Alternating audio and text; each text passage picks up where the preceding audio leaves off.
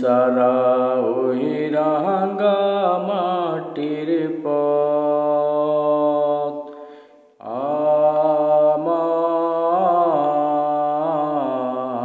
মনে ভোলাহিরি গ্রাম সারা ওই রাঙা মাটির পথ আমার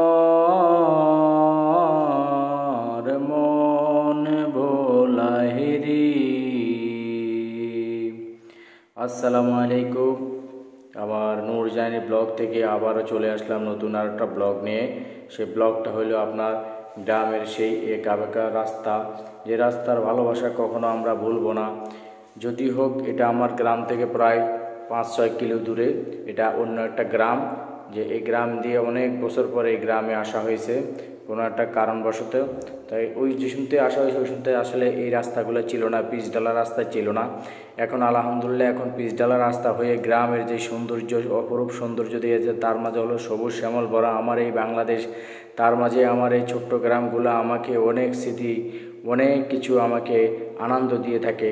এত সুন্দর রাস্তা, যে রাস্তা কখনো আপনি ভুলবেন না। আপনি যারা দূরপ্রবাসে আছে তারা বুঝে, যারা দূরে আছে তারা বুঝে যে গ্রামের ভালোবাসা, এই ভালোবাসা কখনো ভোলা যায় না।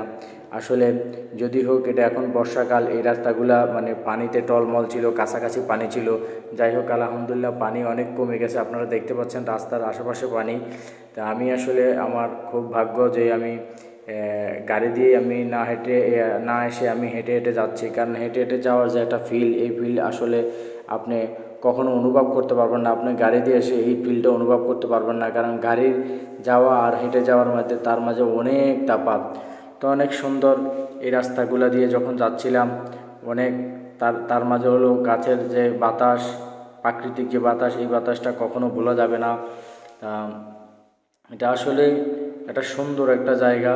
আপনারা যারা দূরে আছেন তারা, আমি মনে করি তারা এই স্মৃতিগুলো অনেক মনে পড়ে যায়। আমি আসলে মূলত আমার এই ব্লগের মাধ্যমে আপনাদের কাছে আমি তুলে ধরি, কারণ আসলে গ্রামের ভিতরে যে ছোট্ট বাজার, তার মাঝে রাস্তা, তার মাঝে যে এই যে একটা আনন্দটা খুঁজে পাওয়ার জন্য মূলত আমার এই ব্লগ ভিডিও করা। কারণ আমি যেহেতু একজন ব্লগ ভিডিও করি, এই জন্য আপনাদেরকে আমি চিন্তা করি যে ব্লগ ভিডিওর মাধ্যমে আপনাদেরকে গ্রামের যেই কালচার, গ্রামের যে ভালোবাসা, এই ভালোবাসাটা তুলে ধরার জন্যে। তো যাক আলহামদুলিল্লাহ হাঁটতে হাঁটতে প্রায় আমি 1-1.5 ঘন্টা হেঁটে যাচ্ছি।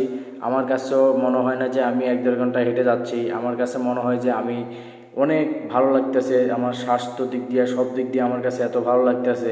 আমার যত দূরে যাচ্ছি মনে হচ্ছে যে আরও দূরে যেতাম, কিন্তু আসলে সময় খুব স্বল্পতা কম। কারণ আমি আবার সামনে আমার বোনের বাড়ি, এই জন্য আর আসলে বেশি দূরে যাইতে পারবো না। তো এই রাস্তাটা দিয়ে হাঁটলে আপনার হাঁটতে মনে যাবে, কারণ এত সুন্দর একটা রাস্তা যা বলার মতো না। দেখছেন আঁকাবাঁকা সেই মানে পিচ ঢালা রাস্তা দিয়ে, মানে সামনের দিকে যতটুকু ততটুকু অপূর্ব সৌন্দর্য আমার এই ছোট্ট গ্রামটা।